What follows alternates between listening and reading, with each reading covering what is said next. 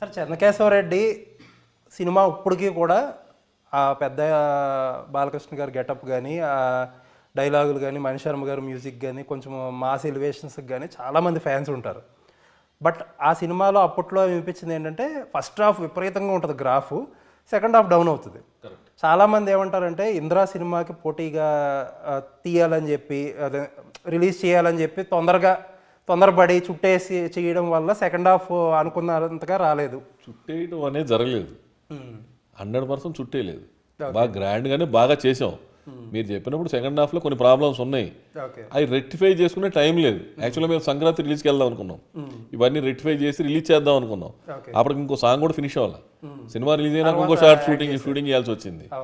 అన్ని కంప్లీట్ చేసి చేద్దాం అనుకున్నాం, కానీ ఆ టైంలో ఇక రిలీజ్ చేయాల్సి వచ్చింది. ఎవరిదా వేడి ఏది అంటే అంత పోటాపోటీగా రిలీజ్ చేయాలని చెప్పి? పోటాపోటీగా ఒకళ్ళదని కాదు, ఆ సినిమా గ్యారంటీగా బ్లాక్ బస్ హిట్ అనే అది తర్వాత ఎక్స్పెక్టేషన్లో ఉంది. డేటు మారకూడదు, సెప్టెంబర్ 25 మనం అనుకున్న డేట్కి 90 డేస్లో రిలీజ్ చేయాలని టార్గెట్ పెట్టుకొని చేసాము.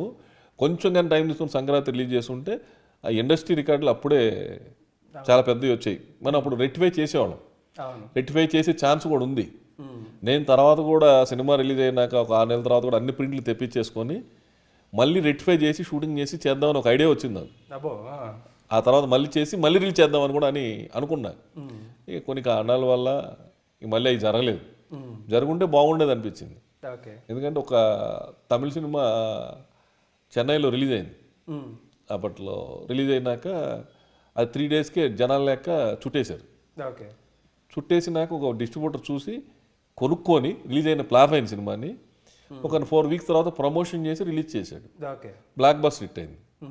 అట్లా ఇంకో సినిమా తమిళనాడు మొత్తం ఫ్లాప్ అయింది.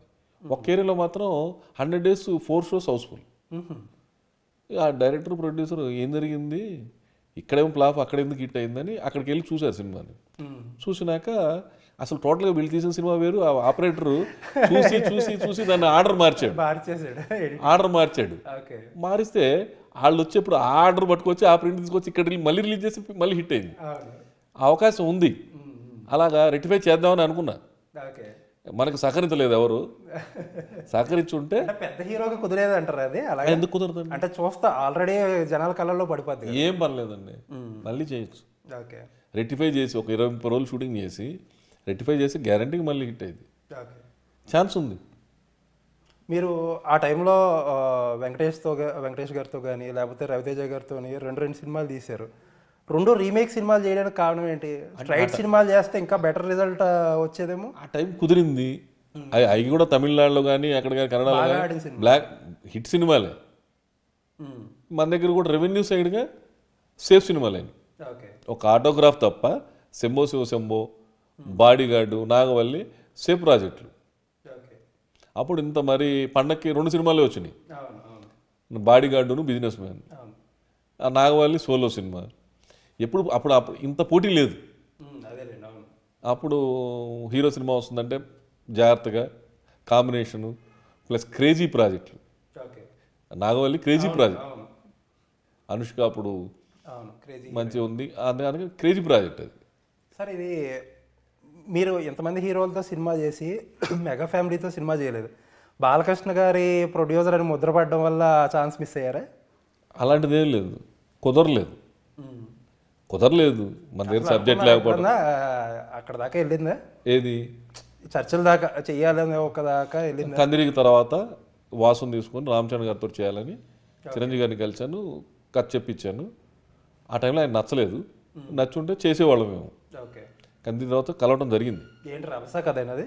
రభస కథ కాదు, ఇంకో కథ చెప్పటం జరిగింది. ఆయన నచ్చలేదు, నచ్చినప్పుడు మనం చేయలేం కాబట్టి చెప్పేది విన్నారు, చిరంజీవి గారు విన్నారు. ఆయన అలాంటిదేం లేదు. ఇప్పుడు మా అన్నయ్య సినిమాకి ఆయనే పూజ చేసింది, ఫస్ట్ క్లాప్ కొట్టింది ఆయనే, చిరంజీవి గారి. తర్వాత మా షూటింగ్ జరుగుతుంటే ఆయన షూటింగ్ కూడా తిరుపతిలో జరిగినప్పుడు మా లొకేషన్కి వచ్చారు, మా అన్నయ్య షూటింగ్ అప్పుడు. సో ఆయనతో మనం చేయకూడదు, చేయాలి ఇలాంటివి లేవు, కుదరలేదు. ట్రై చేసాం, కుదరలేదు.